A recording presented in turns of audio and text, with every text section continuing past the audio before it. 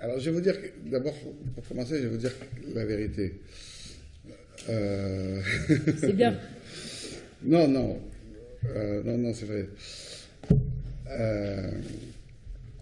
Ce bouquin, en fait, comme l'a dit Houri et comme l'a présenté Malika, c'est, à part le long entretien, un recueil d'articles. Il doit y avoir une quarantaine ou une cinquantaine d'articles, 50 articles, donc, qui sont parus, qui sont étalés sur 7 ans de travail et qui ponctuent, disons, différentes étapes en termes d'action, d'expérimentation et de réflexion. Mais ces 50 articles, ça nous a demandé de lire et de relire plusieurs centaines d'articles, dont certains vraiment très mauvais, et les lire et les relire pour faire cette sélection. Donc, je ne vous dis pas à quel point je suis absolument saturé et écœuré par les indigènes de la République et que je n'ai absolument pas envie ni d'en parler ni d'entendre parler des indigènes de la République, tellement ce travail nous a pris de temps, alors qu'au début on pensait que c'était facile, quoi. Il suffit de choisir 50 textes sur quelques centaines, ça va vite, quoi. Mais en réalité c'était assez éprouvant et assez ennuyeux. Mais pour vous rassurer tout de suite, je pense que tu seras d'accord avec moi, on est très content et très fiers du résultat et on vous conseille de le lire parce que c'est vraiment passionnant, amusant, intéressant, ça pousse à la réflexion et au débat. Donc on vous conseille de l'acheter. Alors ce que je voudrais ajouter par rapport à ce qu'a dit Houria, je voudrais d'abord préciser réellement quelque chose, c'est que quand on m'a dit que c'était un travail collectif, alors que sont nos noms qui apparaissent sur la couverture et que la grande majorité des articles qui sont dans ce livre ont été écrits par moi, par elle ou par nous deux ensemble. Mais en réalité, même si souvent ces textes ont été écrits par nous, il faut bien comprendre que si on s'était enfermé dans une bibliothèque pour travailler des articles, on n'aurait pas abouti au résultat qui est contenu dans ces articles. C'est-à-dire, si on a pu faire ce travail, si on a pu proposer un certain nombre de pistes de réflexion et de pistes pour l'action, c'est vraiment parce que ces articles et leur contenu sont le produit pas seulement de débats collectifs, mais également d'expérimentation collective, d'une pratique collective. On se heurte à un mur, ça nous oblige à réfléchir, on cherche des solutions, etc. Et on essaye de proposer des hypothèses pour résoudre les équations contre lesquelles on se heurte dans le cours de l'action qu'on essaye de mener et le mouvement qu'on essaie de construire. Donc c'est vraiment un livre qui est non seulement collectif, mais qui est vraiment au croisement d'un travail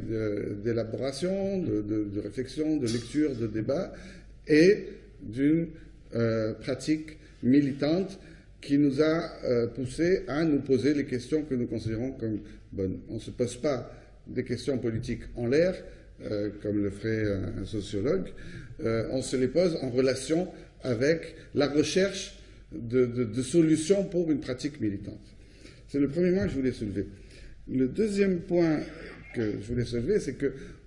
nous, au départ, quand on a fait ce bouquin, c'est qu'on aurait voulu que, quelque part, il donne à vivre par procuration cette expérience que nous avons eue, au moins à la voir, quoi. Mais en fait, on s'est très très vite aperçu, même si on le soupçonnait déjà quand même un peu avant, que dans un bouquin, dans du texte écrit, c'est impossible de rendre la vie avec tout son mouvement, toutes ces contradictions, toutes ces dimensions. Alors on a essayé tant que faire se peut, un petit peu de compenser ça par quelques photos qui sont agréables à regarder, qui sont au milieu du livre. Mais en fait, le bouquin écrase la vie de l'expérience qu'on a et n'en donne qu'une idée qui n'est qu'approximativement le reflet de ce qu'a été nos 8 années de pratique militante.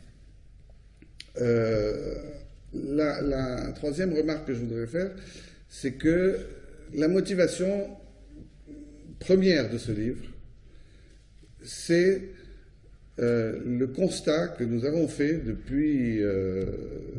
qu'on a travaillé à constituer ce mouvement des indigènes, de l'absence de références historiques, de réflexion, de mémoire, si l'on veut, des luttes et des réflexions de l'immigration et des quartiers populaires en France. Alors évidemment, de manière un peu, peut-être qu'on peut dire démagogique dans ce cas, je ne sais pas, mais dans l'appel des indigènes qu'on a lancé au début, on a dit on se réclame de nos héritiers, on se réfère de ceux qui étaient antérieurs à nous, on en est les héritiers, on se réfère à eux, à ce qu'ils ont fait, à ce qu'ils ont pensé. Mais il faut dire qu'au départ, on ne savait pas grand-chose, ni de ce qu'ils avaient fait, enfin pour la plupart d'entre nous, ni de ce qu'ils avaient pensé, ni de ce qu'ils avaient élaboré. Et de fait, en ce qui concerne, si on pourrait avoir une idée de ce qui s'était passé, mettons, dans les anciennes colonies françaises ou britanniques ou autres, en ce qui concerne les luttes de l'immigration et des quartiers populaires, ce qu'on trouve généralement, c'est des témoignages, des études ou des rapports ou des récits de lutte ou d'expériences plus ou moins organisées, des bribes de réflexion sur certaines questions, des analyses produites par des gens de l'université ou des centres de recherche sur ces questions-là, mais on ne trouve pas de travail suivi dans la durée, écrit ou produit sous une autre forme, qui puisse nous donner une idée relativement précise des problèmes auxquels ceux qui étaient avant nous se sont heurtés, de la manière dont ils ont essayé de les résoudre, des propositions qu'ils ont pu faire. Et donc, nous avons dit, nous, on va essayer, en ce qui nous concerne nous, sans être capable, évidemment, comme je l'ai dit précédemment, de donner une idée exhaustive de tout ce qu'on a pu faire, penser, etc., on va essayer au moins de laisser une trace, de laisser un document qui permette à ceux qui viendront après nous, ou à ceux qui sont déjà là, militants, j'entends, de s'approprier l'expérience qui est la nôtre pour la poursuivre, pour la critiquer et l'enrichir, voire pour la rejeter complètement. Et ça, c'était une idée fondamentale qui a guidé notre livre et qui transparaît dans sa construction et dans les thématiques que nous avons choisies. La deuxième chose, c'est qu'on s'est aperçu que en fait, les indigènes de la République étaient l'objet d'une méconnaissance très très large, y compris parmi ceux qui nous soutiennent ou ceux qui ont de la sympathie pour nous. Évidemment parmi ceux qui nous sont hostiles, mais pas uniquement, y compris parmi ceux qui sont proches, qu'on rencontre dans des luttes, dans des actions ou dans d'autres circonstances. En général, ceux qui nous ont hostiles, ils ne connaissent que l'appel des indigènes en 2005, donc encore aujourd'hui, en 2008, ils nous ressortent des trucs de l'appel de 2005, un document certes fondamental pour nous, mais qu'on a essayé par la suite d'approfondir et de préciser et de développer. Quant aux autres, en général, ils nous connaissent à un moment particulier de notre existence. Or, ces moments particuliers ne font pas sens ou font sens certainement, bien sûr, mais enfin de manière partielle, si on ne les intègre pas dans un historique aussi bref fut notre histoire et dans le moment dans lequel, et en relation avec le moment dans lequel il se passe. Donc, nous avons voulu donner une connaissance plus précise, ramasser, plutôt que d'aller chercher dans 1 milliard de documents hétérogènes et parfois même contradictoires, ce qu'est aujourd'hui le pire. Ce bouquin, encore une fois, sans pouvoir être exhaustif, donne une idée générale, relativement complète, relativement complexe de ce qu'on est et d'où on est venu. Il montre également les difficultés que nous avons eues dans l'action et dans l'élaboration, les questions qu'on a juste effleurées, les intuitions qu'on a essayé d'approfondir plus avant, les propositions partielles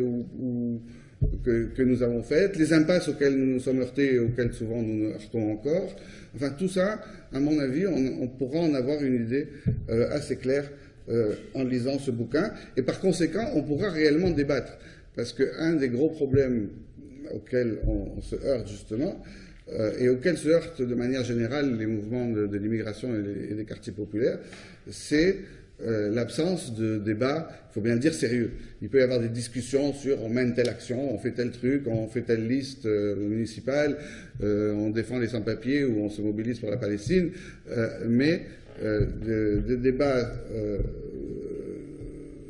sont toujours ponctuels, situés sur une question bien particulière, donc partielle, et puis sans trace. Donc on répète souvent les mêmes débats et on les répète et on les répète. Là, nous, on a essayé de contribuer à clarifier le débat et à donner des outils pour ce débat, même si les outils ne sont pas nécessairement excellents. C'est au moins quelque chose à tenir entre les mains pour avancer.